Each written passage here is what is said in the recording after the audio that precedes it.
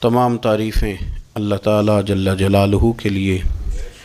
درود و سلام نبی اکرم نور مجسم شفیع معظم احمد مجتبیٰ جناب حضرت محمد مصطفیٰ اعلیٰ تحیت و ثناء کی ذات والا صفات کے لیے حمد و صلات کے بعد، عزیز دوستو، بزرگوں اور بھائیوں، انسان کبھی کبھی اس طرح کرتا ہے کہ وہ اپنے لب و لہجے سے، گفتگو سے، میل ملاپ سے لوگوں کو مطمئن تو کر لیتا ہے، لیکن اس کی قلبی واردات کیا ہے، اس کے اندر تقویٰ کتنا ہے، نیکی کتنی ہے، پرہیزگاری کتنی ہے، اس سے وہ آگاہ ہوتا ہے۔ وہ بہت ساری چیزوں کو لوگوں سے چھپا تو لیتا ہے، لیکن اپنے آپ سے نہیں چھپا پاتا، اپنے رب کریم سے نہیں چھپا پاتا۔ پھر یہ ہوتا ہے کہ وہ جھوٹی تسلیوں سے اور اپنے نفس کی جھوٹی دلیلوں سے اپنے آپ کو راضی کرتے کرتے اس مقام پہ پہنچ جاتا ہے کہ وہ ٹوٹ کے بکھرنے کے قریب آ جاتا ہے۔ اسلام ایمان کی، عقیدے کی، روحانیت کی بات کرتا ہے، اور یہ ساری چیزیں انسان کے دل کے ساتھ تعلق رکھتی ہیں۔ دنیا میں بہت سارے لوگ ایسے ہیں جو کسی وجہ سے اپنا دین ظاہر نہیں کر سکے، بتا نہیں سکے، لیکن ان کے اندر ایمان تھا، تو رب کریم قیامت کے دن انہیں ایمانداروں کے ساتھ ہی کھڑا کرے گا، حالانکہ وہ بتا نہیں سکے، سکھا نہیں سکے۔ اللہ تعالیٰ انہیں ایمانداروں کے ساتھ ہی کھڑا فرمائے گا۔ تو یاد رکھنے کی بات یہ ہے، سمجھنے کی بات یہ ہے کہ اپنی قلبی واردات پر، اپنے دل پر، اپنے باطن کی کیفیات پر نظر رکھی جائے، اور جتنی کمزوریاں اور کوتاہیاں ہیں ان سے اپنے آپ کو بچایا جائے، اور بہت ساری ایسی چیزیں جو نقصان کا باعث ہیں، ہم کہہ کے اپنے آپ کو مطمئن تو کر رہے ہیں لیکن ہمارے دل کو، روح کو نقصان دے رہی ہیں، ان سے بچا جائے۔ قرآن حکیم فرقان حمید نے ارشاد فرمایا، سورہ ملک کے اندر فرمایا، وَأَسِرُّوا قَوْلَكُمْ، تم کوئی بات چھپا کے کرو، أَوْ اجْهَرُوا بِهِ، یا اعلانیہ کرو۔ اگر سمجھنے کے لیے انسان کو کوئی چیز درکار ہو نا، تو میرا خیال ہے کہ یہ آیہ کریمہ کافی ہو جائے اس کے لیے۔ فرمایا وَأَسِرُّوا قَوْلَكُمْ، تم کوئی بات بڑی چھپا کے کرو، أَوْ اجْهَرُوا بِهِ، یا اعلانیہ کرو، یہ سمجھ لو، اس پر غور کر لو کہ إِنَّهُ عَلِيمٌ بِذَاتِ الصُّدُورِ، رب تو دلوں کے حال جاننے والا ہے۔ تم اعلانیہ کرو یا چھپا کے کرو، وہ تو جانتا ہے، علیم بذات الصدور، وہ تو دلوں کے حال جاننے والا ہے۔ تم بے شک اونچا کرو، بے شک آہستہ بولو۔ آیت نازل کب ہوئی؟ شان نزول بھی بڑا انوکھا ہے۔ مشرکین مکہ رسول کریم صلی اللہ علیہ وسلم کے بارے میں معاذ اللہ باتیں کرتے تھے، تو حضور اللہ کے دیے ہوئے علم سے انہیں جان لیا کرتے تھے۔ ایک دن وہ باتیں کر رہے تھے، تو باتیں کرتے کرتے نا مشرکین مکہ نے عجیب بات کر دی، نادان تھے نا، جانتے نہیں تھے، عجیب بات کر دی، کہنے لگے آہستہ بولو، کہیں محمد صلی اللہ علیہ وسلم کا رب سن نہ لے،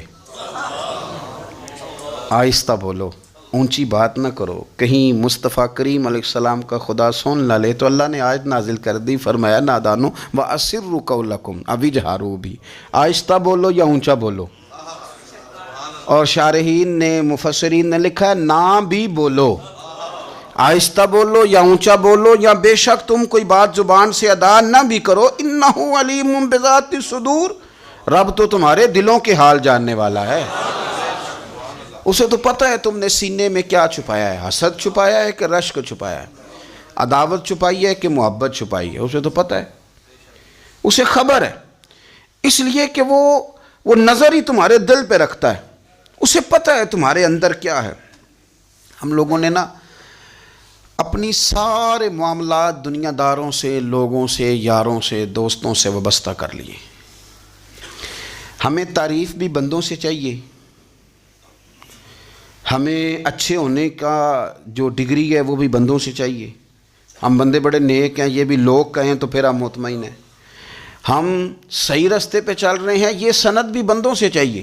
ہر بات پر اعتماد خلق، ہر وقت لوگوں پر ہی دھیان، لوگوں پر ہی توجہ، لوگوں کے معاملات ہی ڈسکس کرنا. بھئی یہ تو تیرے ذمہ ہی نہیں. تجھے تو کہا گیا ہے کہ وَمَن يَتَوَكَّلْ عَلَى اللَّهِ، تو اپنے رب کی ذات پر بھروسہ کر. فَهُوَ حَسْبُ، وہ تیرے لیے دنیا میں بھی کافی ہو جائے گا، آخرت میں بھی کافی ہو جائے گا. وہ تیرے لیے کافی ہے تیرا رب رسول. تو اللہ رسول کی جانب توجہ کر. ہماری ساری معاملات بندوں کے ساتھ مطلب فلانے کو کیا مل رہا ہے، فلانا کدھر جا رہا ہے، فلانے کے پیسوں پہ میرا کتنا حق ہے، فلانا آگے نکل گیا، فلاں پیچھے رہ گیا، فلاں نے محبت سے نہیں دیکھا، فلاں نے یہ کر دیا. آپ ساتھ چھوڑیں. یہ تو ہر وقت تو ذکر آپ کو اللہ کا کرنا تھا. یا ایھا الذین آمنوا اذکروا اللہ ذکرا کثیرا وسبحوہ بکرۃ واسیلا. یہ جو آپ ہر وقت بندے کر رہے ہیں یہ تو آپ کو حکم ہی نہیں ہے. آپ نے تو ہر وقت اللہ اللہ کرنی تھی. تو جو کام کرنے کا تھا وہ چھوڑ دیا، جو نہیں کرنا چاہیے تھا اس پہ بحث شروع کر دی. پھر دل کے اندر مد و جزر خراب ہوتے ہیں، قلبی واردات بگڑ جاتی ہے، حسد پیدا ہوتا ہے، انسان کو لالچ پیدا ہوتا ہے، انسان حریص ہو جاتا ہے، انسان لوگوں سے عداوتیں پال لیتا ہے. کبھی ایسا کام نہ کریں. شہد بڑا میٹھا ہوتا ہے. عرب کے اندر ایک درخت پایا جاتا تھا، ایلوا اس کو کہتے تھے. اس طرح ہمارے ہاں نیم نہیں ہوتی، کڑوا ترین اس کا ذائقہ ہوتا ہے. اور آپ کچھ دیر اس کو پانی میں ڈال دیں تو پانی بھی سارا کڑوا ہو جاتا ہے، چونکہ اس کے خمیر میں رب کریم نے کرواہٹ رکھی ہے اور وہ حکمت ہے. اس کرواہٹ کا بھی اپنی جگہ فائدہ ہے. لیکن حضور سید عالم صلی اللہ علیہ وسلم نے نا ایک مثال بیان فرمائی اور وہ بڑی سمجھنے کی ہے. حضور مثالیں دیتے تھے تو کمال ہو جاتی تھی. بڑے سے بڑا ان پڑھ بندہ بھی اس کی روح تک بات اتر جاتی تھی. کریم محبوب علیہ السلام فرمانے لگے کہ اگر ایلوا درخت کے کچھ ٹکڑے شہد میں ڈال دیے جائیں نا تو شہد سے زیادہ میٹھی چیز کوئی نہیں ہوتی. تو حضور فرماتے ہیں کہ وہ ایلوا کا درخت جو ہے وہ شہد کو بھی بگاڑ دیتا ہے، اس میں کرواہٹ پیدا کر دیتا ہے. حالانکہ وہ بڑا میٹھا تھا، اپنی جگہ اس کی مٹھاس میں کوئی کسی قسم کی کمی نہیں تھی، لیکن وہ ایلوا کے درخت نے اسے بگاڑ دیا.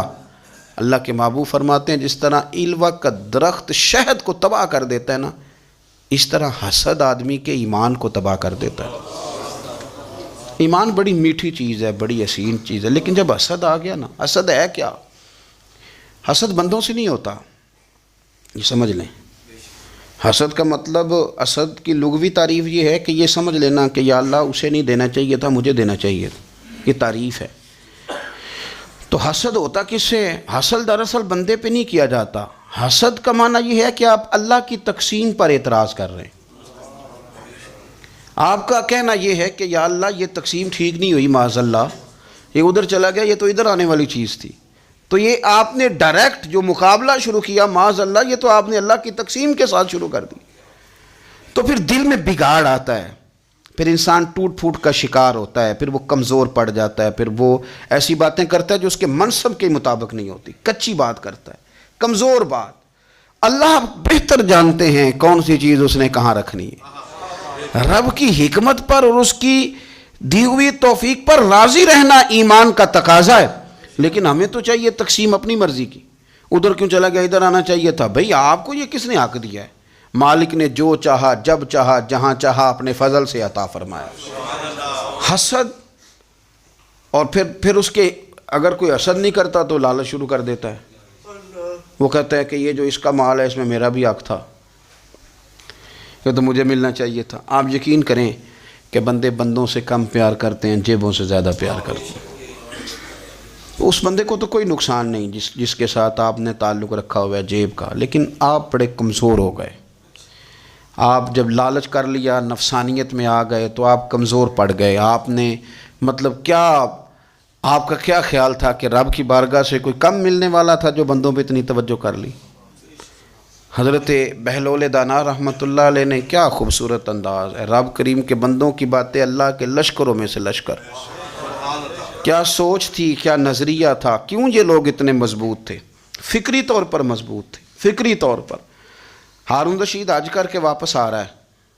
حضرت بہلول دانا راستے میں بیٹھے ہیں، ملاقات ہو گئی، کہنے لگا حضور کوئی حکم ہو تو بتائیے گا۔ فرمانے لگے کوئی نہیں، تو جا اپنا کام کر۔ بادشاہ ہے یا کسی کو کارڈ مل جائے تو وہ لوگوں کو دکھاتا پھرتا ہے، وزیر صاحب نے خود دیا ہے۔ بادشاہ وقت خود کہہ رہا حضرت کوئی حکم ہو تو؟ فرمایا نہیں، اللہ خیر کرے گا۔ تو کہنے لگا حضور میں نے سنا ہے آپ مقروض ہیں، تو بتا ہی دیتے۔ تو آپ مسکرا کے فرمانے لگے تیرا کیا خیال ہے بھلا؟ کہنے لگے حضور کس بابت؟ فرمانے لگے تیرا کیا خیال ہے کہ اللہ ہارون رشید کو دے گا اور بہلول دانا کو بھول جائے گا؟ تیرا کیا خیال ہے؟ رب کریم ہارون رشید کو تو دیتا جائے گا اور بہلول دانا کو بھول جائے گا؟ بادشاہ کہتا ہے کہ میں چکرا ہی گیا کہ بھلا اس سوال کا کیا جواب ہے؟ تو میں نے کہا حضور رب تو بھولنے سے پاک ہے، وہ تو کسی کو نہیں بھولتا، اسے نہ اونگ آتی ہے نہ نیند آتی ہے۔ تو فرمانے لگے جا پھر اپنا کام کر، جب مناسب سمجھے گا تو بہلول کو بھی قرضے سے نجات عطا کاری دے گا۔ تو جا اپنی ڈیوٹی کر، وہ جب چاہے گا نا تو میرے قرضے دور۔ تو کیا سمجھتا ہے کہ تجھے یاد رکھے گا مجھے بھول جائے گا؟ یہ کیسے ہو سکتا ہے؟ او یار ادھر دیکھ میری بات سن۔ او بھائی وہ تیرا میرا رب ہے، یہ ہو سکتا ہے کہ امیروں کو دے دے اور تیرے جیسے میرے جیسے غریبوں کو وہ بھول جائے؟ یہ ہو سکتا ہے؟ تو کیوں لوگوں کی جیبوں پہ توجہ، لوگوں کی جیبوں پہ نظریں، فلانے کے پاس آ گیا تو میں رہ گیا، مطلب کس لیے؟ ہمارا رب کسی کو بھولتا نہیں ہے، کسی شخص کو وہ میرا مالک اپنے فضل سے نظر انداز نہیں کرتا، وہ سب کو نوازتا ہے، لیکن اس کی حکمت کے تقاضوں کا انتظار کرنا مسلمان کی شان ہے۔ کبھی کسی حسد میں کبھی کرنا ہو تو رشک کریں، مزہ آئے گا۔ اور یہ رشک کرنے کا نا، رشک کا معنی کیا ہے؟ حسد کا معنی یا اللہ اسے نہیں دینا چاہیے تھا، مجھے دینا چاہیے تھا، اور رشک کا معنی یا اللہ تو نے دیا ہے، کیا بات ہے، اسے دیا تو کیا بات، اگر تو نے دیا تو مالک جچا بھی ہے، اگر تو نے دیا ہے تو نظر بھی آیا ہے، اگر تو نے دیا ہے تو پھر کیا بات ہے، کمال ہو گئی، وہ نظر آ رہا ہے۔ اور یا اللہ اسے دیا ہے تو میں بھی تیرا بندہ ہوں، اسے بھی اور دے اور مجھے بھی عطا فرما۔ یہ رشک ہے۔ رشک کا نا حضور نے حکم دیا ہے، نبی پاک نے رشک کا۔ ہمارا یہ مسئلہ ہے کہ ہم نا جو کرنے والا کام ہے وہ نہیں کرتے، رشک کریں۔ بخاری مسلم میں حدیث ہے، نبی پاک صلی اللہ علیہ وسلم نے فرمایا 2 بندوں پر رشک کرو۔ کہو کیا بات؟ رشک کرو 2 بندوں۔ یا رسول اللہ کون کون سے؟ فرمایا ایک وہ مالدار جسے اللہ دولت دے اور وہ صبح بھی رب کے رستے میں خیرات کرے اور شام بھی رب کے رستے میں خیرات کرے، یہ قابل رشک ہے۔ کہو تیری کیا بات ہے بھائی، کیا تجھے اللہ نے نوازا ہے، اور اس پر رشک کرو کو یا اللہ اسے اور دے تاکہ یہ تیرے بندوں پہ اور اثار کرے اور تیرے بندوں پہ سخاوت کرے، اور اللہ اس کے فعل تصدق ہمیں بھی عطا فرما۔ اور حضور فرماتے ہیں ایک مالدار پر جو صبح و شام سخاوت کرے، اور ایک اس عالم پر جسے اللہ قرآن کا علم دے، وہ صبح بھی لوگوں کو قرآن مجید کے ترجمے، تفسیریں، قرآن کے درس سکھائے، اور شام بھی لوگوں کو قرآن مجید کا درس عطا فرمائے۔ اس پر رشک کرو، کہو کیا بات ہے یار تیری، تجھے اللہ نے کتنا نوازا۔ قابل رشک لوگوں پر رشک کرو، ان کی تعریف کرو، ان کے لیے اچھے کلمات ادا کرو۔ معاشرے میں حسد پرموٹ ہوا ہے، اگر کبھی رشک پرموٹ ہوتا نا تو عزتیں بڑھ جاتی، محبتیں بڑھ جاتی، خلوص میں اضافہ ہوتا، لوگ ایک دوسرے کے قریب آتے۔ ہم نے کسی فضیلت والے کی فضیلت کو تسلیم کرنے سے انکار کر دیا، ہم نے کسی بڑائی والے کی بڑائی کو تسلیم کرنے سے انکار کر دیا، ہم نے حسد کیا، ہم نے لالچ کیا، ہم حریص ہوئے۔ اس کا نقصان یہ ہوا کہ لوگ ایک دوسرے کے پاس رہتے ہوئے پاس نہیں رہتے، ایک دوسرے کے ساتھ وقت گزار رہے ہوتے ہیں لیکن ان کے بارے میں رویے ان کے سخت ہوتے ہیں، لب و لہجہ تلخ ہوتا ہے، جب وہ کسی کے بارے میں بے لاگ تبصرہ پوچھا جائے تو غلط باتیں کرتے۔ رشک کریں، دیکھیں نا حضرت ابو بکر صدیق رضی اللہ، حضرت عمر فاروق رضی اللہ، ساری زندگی دوڑ لگی رہی۔ حضرت عمر کہتے ہیں میں نے ساری زندگی دوڑ لگائی ہے کہ ابو بکر سے آگے گزر جائیں، لیکن یہ دوڑ حسد والی نہیں، یہ رشک والی۔ فرماتے میرا دل کرتا تھا کہ میں نیکیوں میں ابو بکر سے آگے گزر جاؤں، حضور کے عشق میں ابو بکر سے آگے گزر جاؤں، نبی پاک علیہ السلام کی اولاد کی محبت میں ابو بکر سے آگے گزر جاؤں، میں نا خیر کے کاموں میں آگے گزروں۔ کہتے میرا ساری زندگی رشک کا رشتہ رہا، یہ رشتہ شاندار ہے، اس پر عمل کریں، اس پر توجہ کریں۔ بجائے اس کے کہ یہ کہنا کہ استاد جی کا فلانے سے زیادہ پیار ہے، پیار کی وجوہات تلاش کر. مرشد فلانے پہ نظر رکھتے ہیں تو میرے بھائی وہ نوٹوں کی وجہ سے نظر نہیں رکھتے، تو وجہ تو تلاش کرنا، وجہ کیا ہے. تو اپنے آپ کو اس طرح کا بنا، تو اس طرح کی کیفیات پیدا کر اپنے اندر. ہم کیا کرتے ہیں کہ رشک کرنے کی بجائے حسد کرتے ہیں. حسد نہیں کریں، اپنے آپ کو سنواریں، وہ رشک کی وجہ سے آپ سنوار سکتے ہیں. نبی پاک علیہ السلام کی پیاری زوجہ ام المومنین سیدہ عائشہ صدیقہ، بڑی شان ہے اس خاتون کی، بڑی عظمت ہے ان راہوں کے صدقے جن رستوں سے سیدہ پاک کی سواریاں گزرا کرتی. کیا درجہ اللہ نے دیا ہے سیدہ عائشہ صدیقہ کو. کہتی ہیں حضور کا وصال میری گود میں ہوا ہے. اور مولا علی شیر خدا فرماتے ہیں میں نے حضور کو سب سے زیادہ عائشہ صدیقہ سے پیار کرتے ہوئے دیکھا. اور عائشہ صدیقہ رضی اللہ تعالیٰ عنہ فرماتی ہیں میں نے حضور کو سب سے زیادہ فاطمہ الزہرا سے پیار کرتے دیکھا. یہ الگ ماحول ہے ان کا آپس میں. تو حضرت عائشہ صدیقہ اتنا بڑا مقام، لیکن وہ فرماتی ہیں میں نے ساری زندگی سیدہ خدیجۃ الکبریٰ پہ رشک کیا. میں نے کہا کیا بات تھی اس خاتون کی جو وصال کر گئیں، لیکن شاید کو دن خالی جاتا ہو کہ مدینے والے ان کی وفاؤں کا ذکر نہ کرتے. شاید کوئی خالی دن جاتا. کہتی ہے میں نے اتنا قابل رشک ماحول نہیں دیکھا.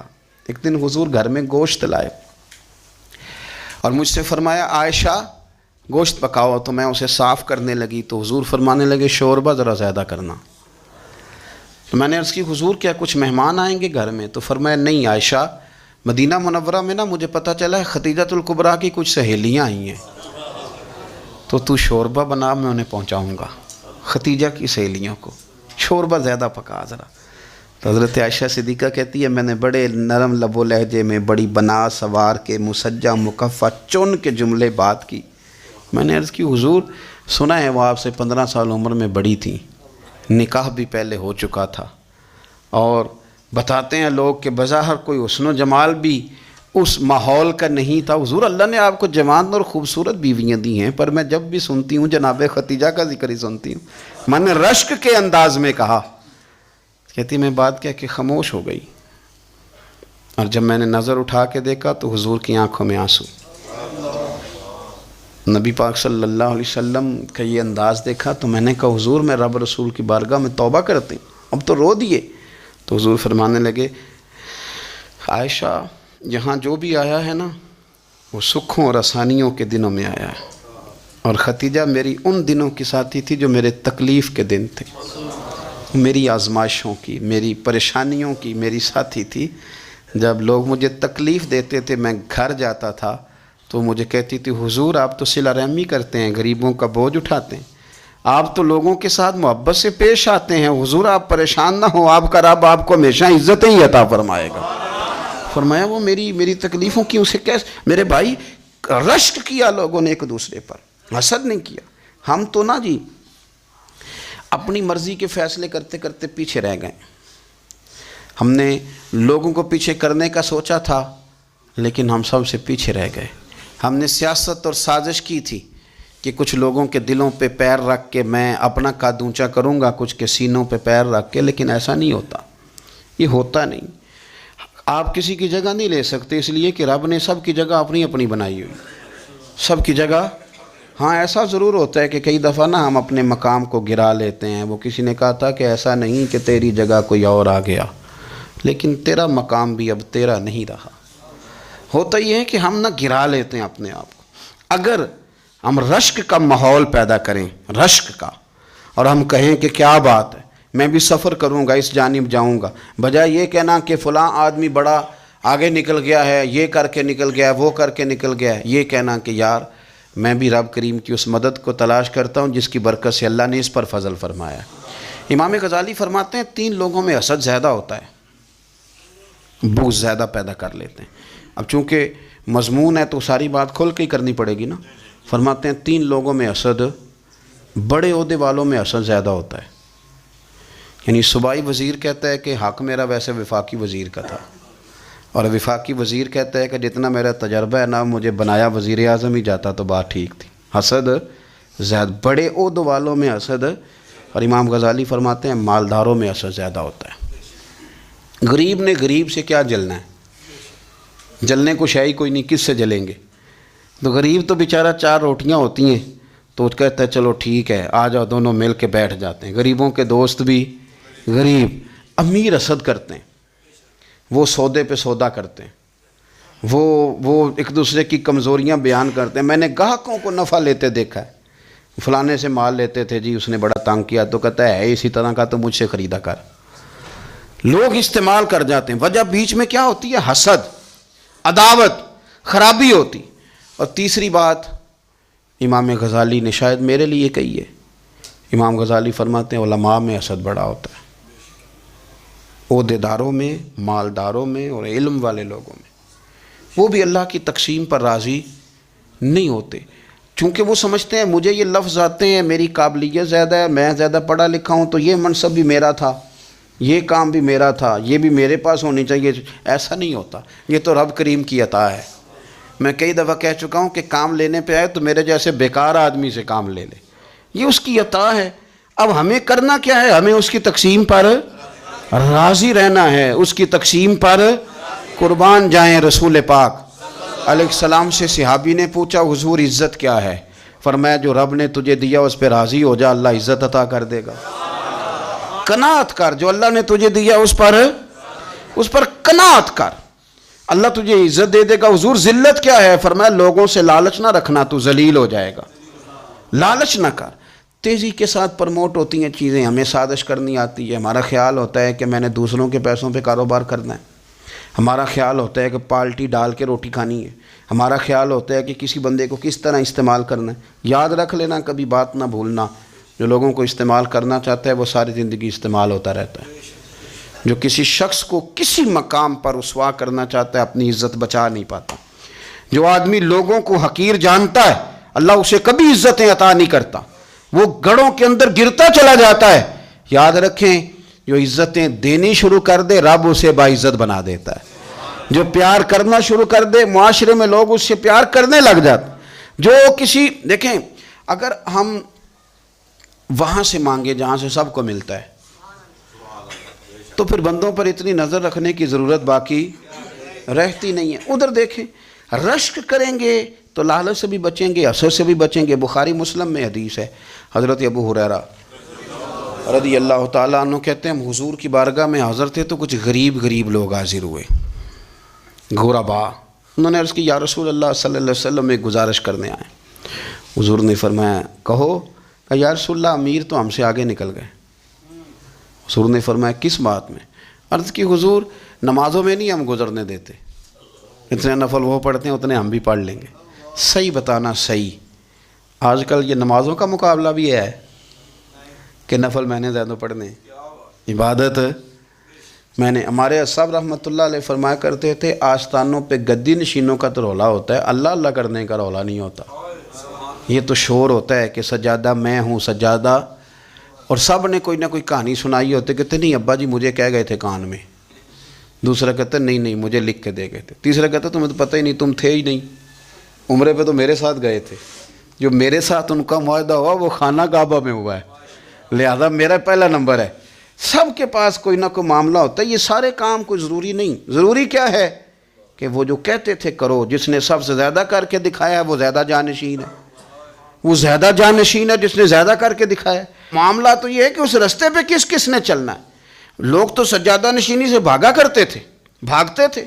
حضرت ابو بکر صدیق رضی اللہ تعالیٰ عنہ کا وصال ظاہری ہوا تو حضرت عمر خلیفہ بنے، تیسرا دن تک خلیفہ بنے ہوئے، 2-3 چھوٹی چھوٹی بچیاں آ گئیں، چاچا جان آپ خلیفہ بنے؟ فرمایا ہاں۔ چلو پھر عصر کے بعد ابو بکر ہمارے گھر جاتے تھے۔ فرمایا پتر تمہارے گھر کیا ہے؟ کہنے لگی ہم یتیم ہیں، ہمارا بھائی کوئی نہیں۔ ابو بکر روز عصر کے بعد آتے تھے، ہماری بکریوں کا دودھ دھو کے ہمیں دے جاتے تھے، کچھ بیچ کے گزارا کر لیتی تھیں، کچھ پی لیتی تھیں۔ چچا 3 دن ہو گئے، میری اماں بھی روتی ہے، بہنیں بھی روتی ہیں، آپ چلیں گے؟ تو جناب سیدنا عمر فاروق کہتے ہیں میں نے دستار سر پہ رکھی اور پٹکا میں نے اپنے کندھے پہ رکھا، بیٹیاں آگے آگے میں پیچھے پیچھے روتے جا رہے ہیں۔ ایک صحابی نے پوچھا عمر کیوں رو رہے ہو؟ کہنے لگے یار یہ ابو بکر کتنا مشکل رستہ دے کے گیا، کتنا مشکل رستہ ہے اس کے طریقے پہ چلنا۔ یہ لوگ تو سجادہ نشینی اتنا کٹھن کام تھا، لوگ بھاگا کرتے تھے۔ شوق آ گیا اب رسول کریم علیہ السلام کے حضور ناز حاضر ہو کے عرض کی حضور امیر آگے گزر گئے، نمازوں میں نہیں ہم گزرنے دیتے، ہم ان سے زیادہ پڑھیں گے، نفلوں میں نہیں گزرنے دیتے، زیادہ پڑھیں گے۔ یا رسول اللہ صلی اللہ تعالی علیہ وسلم، ہم انہیں نا تلاوت قرآن پاک میں نہیں آگے گزرنے دیں گے، وہ ہم زیادہ پڑھیں گے، لیکن حضور وہ مالدار ہیں، غلام آزاد کرتے ہیں، صدقات کرتے ہیں، خیرات، اس کا ہم کیا کریں؟ حضرت سیدنا ابو ہریرہ فرماتے ہیں کہ جواب تو حضور نے بعد میں دینا تھا، پر جب ان کا سوال ختم ہوا تو میں نے حضور کا چہرہ نور دیکھا تو رسول پاک کا چہرہ خوشی سے کھلتا ہوا مجھے نظر آیا۔ گویا یہ جو رشک ہے نا کہ نیکی میں آگے گزرنا، یہ حضور کو اتنا پسند آیا کہ ان کے سوال سے ہی حضور بڑے راضی ہوئے۔ کریم فرمانے لگے، حضور فرمانے لگے میں تمہیں ایک وظیفہ بتاتا ہوں، تم وہ پڑھو، امیر جتنی بھی نیکیاں کریں گے نا اللہ تمہیں ان کے برابر ثواب دے دے گا، لے لو نسخہ، یہ کرو کام۔ یا رسول اللہ بتائیں، فرمائے رات کو نا 33 بار سبحان اللہ پڑھا کرو، 33 بار الحمدللہ پڑھا کرو، 34 بار اللہ اکبر پڑھا کرو۔ اب جتنی بھی نیکیاں امیر کریں گے نا تمہارے وظیفے کی برکت سے اللہ تمہیں ان کے برابر ثواب عطا کر دے۔ اب جناب ابو ہریرہ کہتے میں نے ان کے چہرے دیکھے تو مجھے یوں محسوس ہوا کہ جس طرح کسی بندے کی کھوئی ہوئی رقم مل جائے تو وہ راضی نہیں ہوتا، کھوئی ہوئی رقم مل جائے تو بڑا جیسے کوئی اس کے ہاتھ، چلیں اپنا ترجمہ کر لیتے ہیں، کمیٹی نکلنے پہ نہیں بندہ بڑا راضی ہوتا کہ 11 مہینے سے دے رہا تھا، 10 مہینے سے چلو نکل ہی آئی ہے، شکر ہے اللہ کا، بڑا خوش ہوتا ہے بندہ، بڑا راضی ہوتا ہے۔ اس طرح ان لوگوں کے چہرے کھل اٹھے، کیا بات ہے حضور، بس اب نہیں ہم گزرنے دیتے۔ گھر چلے گئے، وظیفے پڑھنے لگے۔ کچھ دنوں کے بعد ان میں سے کچھ لوگ واپس آئے۔ حضرت ابو ہریرہ کہتے ہیں مجھے چونکہ وہ پرانی بات یاد تھی تو میں دلچسپی سے ان کا آنا جانا دیکھنے لگا۔ وہ کریم کی بارگاہ میں آ کے بیٹھے تو ان میں سے ایک شخص بڑی پریشانی کے ساتھ کہنے لگا حضور بڑی پریشانی لگ گئی۔ فرمایا کیا ہوا؟ عرض کی یا رسول اللہ صلی اللہ علیہ وسلم وہ جو آپ نے وظیفہ بتایا تھا نا، میرے کچھ پڑوسی امیر ہیں وہ تو انہوں نے بھی سن لیا ہے حضور، رات میں نے سنا ہے وہ مالدار بندہ ہے، صدقے خیرات بھی بڑے کرتا ہے، غلام بھی بڑے آزاد کرتا ہے، پر وہ بھی سوتے وقت 33 بار سبحان اللہ پڑھ رہا تھا، وہ تو اس نے بھی سن لیا حضور، وہ بات یہاں سے نکلی ہے، جانے کہاں کہاں پہنچی ہے، تو وہ بھی پڑھ رہا تھا حضور اب کیا بنے گا؟ تو کہتے ہیں اس کے سوال پر بھی میرے حضور بڑے ہی مسکرائے، باقاعدہ دہک ہو گیا حضور کے، دہک ہو گیا، سرکار کھول کے نہیں مسکراتے تھے، لیکن آج حضور اتنا مسکرائے کہ میں نے حضور کے مقدس دانتوں کی زیارت کر لی، دہک ہو گیا باقاعدہ حضور کا۔ حضور فرمانے لگے انہوں نے بھی سن لیا حضور، اور سن کے پڑھنا بھی شروع کر۔ اب بات کو سمجھیں کہ کسی امیر نے یہ نہیں کہا کہ یہ تو غریب کے لیے وظیفہ تھا، میں کہتا ہوں اللہ اللہ کا مزاج ہی نہیں، مزاج یہ کہ سیاست کیسے کرنی ہے، چکر کیسے چلانا ہے، کوئی کہانی کیسے سنانی ہے، ادھر ان کو ملا، حالانکہ بات تو غریبوں سے ہو رہی تھی، حضور وہ تو انہوں نے بھی پڑھنا شروع کر دیا۔ اب ہم کیا کریں؟ تو رسول کریم نے فرمایا وہ بھی پڑھ رہے ہیں، حضور پڑھ رہے ہیں، تو فرمایا ذالک فضل اللہ یؤتیہ من یشاء، بھائی پھر یہ تو اللہ کا فضل ہے نا، وہ جسے چاہے عطا کرے۔ اب یہ حضور نے کہہ دیا تو حضرت ابو ہریرہ کہتے ہیں میں نے پلٹ کر ان لوگوں کے چہرے دیکھے، قربان جائیں، میں نے پھر ان کے چہروں پر اطمینان دیکھا، میں نے سکون دیکھا، اس لیے کہ وہ سمجھ گئے جب رب فضل کرے تو پھر فضل کے معاملے میں اللہ کے بندے بحث نہیں کیے کرتے، وہ مطمئن ہو کے گئے، کہنے لگے حضور پھر ٹھیک ہے، اگر مالک اس طرح تقسیم کر رہا ہے تو پھر ہم راضی ہیں اپنے رب کریم کی رضا پہ۔ اپنی زندگی جب آپ بڑی محبت سے قرب و جوار سے تشریف لاتے ہیں، میں قرآن و سنت کے بہت سارے عنوانات دیکھ کے آپ کی خدمت میں ایک بات عرض کروں، اپنی ساری توجہ اپنے رب رسول کی جانب مائل کریں۔ جتنا آپ دائیں بائیں دیکھیں گے نا اتنا گاڑی کے ٹکرانے کا خطرہ بڑھ جائے گا، وسوسے زیادہ آئیں گے، الجھ جائیں گے۔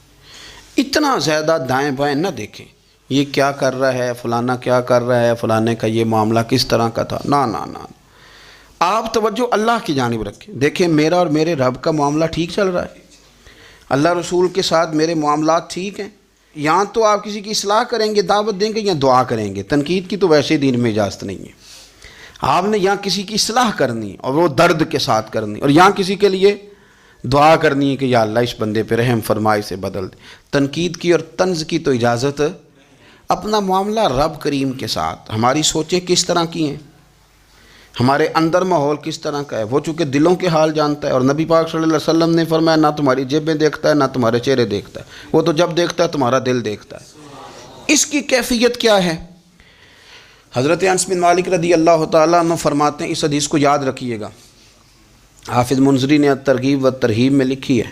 فرماتے ہیں کہ حضرت انس بن مالک رضی اللہ تعالیٰ عنہ فرمانے لگے کہ ایک حضور کے ایک غلام، ایک صحابی بیمار تھے. تو حضور نے فرمایا انس چلو تیمارداری کرتے ہیں.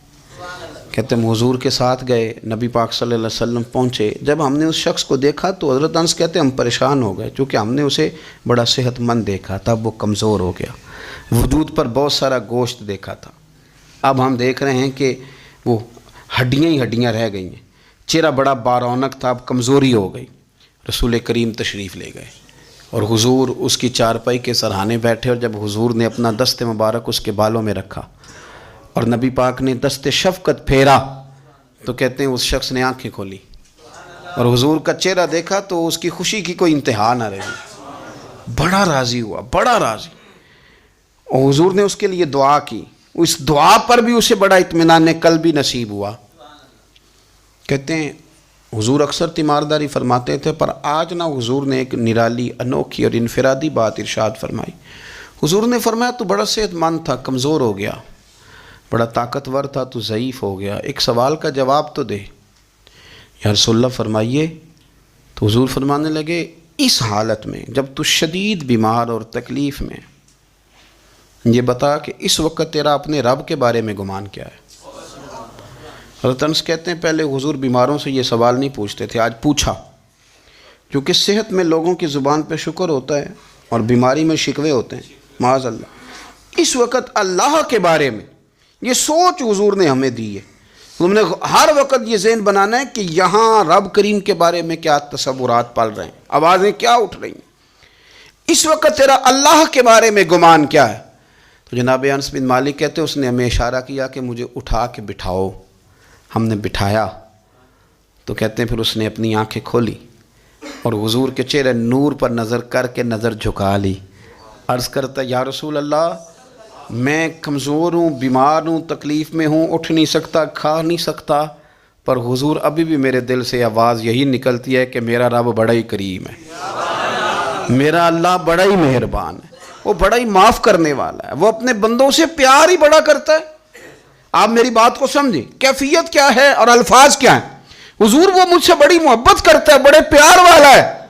یہ لفظ کہتے کہتے آواز بھرا گئی، آنسو نکل آئے. پھر اس نے تکلیف زیادہ محسوس کی تو وہ لیٹ گیا اور پھر اس نے حضور کے چہرے نور پہ نظر ڈالی، کلمہ پڑھا، روح ہی پرواز کر گئی. حضرت انس بن مالک فرماتے ہیں ہم اس کے گھر سے نکلے اور جب حضور اس کے کمرے سے باہر آئے تو رسول کریم نے پلٹ کر رک کر پھر پیچھے دیکھا اور فرمایا انس اگر کسی جنتی کی زیارت کرنی ہے تو میرے اس غلام کا چہرہ دیکھ لو. اس لیے کہ جن لوگوں کے نظریات رب کریم کے بارے میں اس طرح کے ہوں پھر ان کے خاتمے خیر کے ہوتے ہیں، پھر اللہ ان کے لیے جنت کے فیصلے فرماتا ہے. اپنے افکار میں، نظریات میں، سوچوں میں کوئی ضروری نہیں ہے کہ ہم لوگوں کو دو لفظ کہہ کے مطمئن کر لیں تو ہم خود ضمیر کے قیدی بن کے زندگی گزار دیں. یہ معاملہ ٹھیک نہیں، یہ صحیح نہیں چلتا. آپ اپنی قلبی واردات پر، قلبی خیالات اور تصورات پر کڑی نگرانی رکھیں گے. آپ دیکھیں گے کہ کہاں یہ مجھے خرابی کی طرف لے کر کے جا رہا ہے، کہاں یہ بدگمانیاں پیدا کر رہا ہے، کہاں یہ خرابیاں لا رہا ہے. یہ سختی پیدا کر دے گا، نفرتوں کو، لالچ کو، حسد کو، عداوت کو یہ بڑھا دے گا. آپ اپنے معاملات پر اپنے دل کو ہمیشہ حاضر رکھیں. اللہ اپنے محبوب کا صدقہ فضل کرے، وہ مقلب القلوب ہے تو وہ ہمارے دلوں کو اپنی طرف پھیر دے. آخر دعوانا ان الحمدللہ رب العالمین.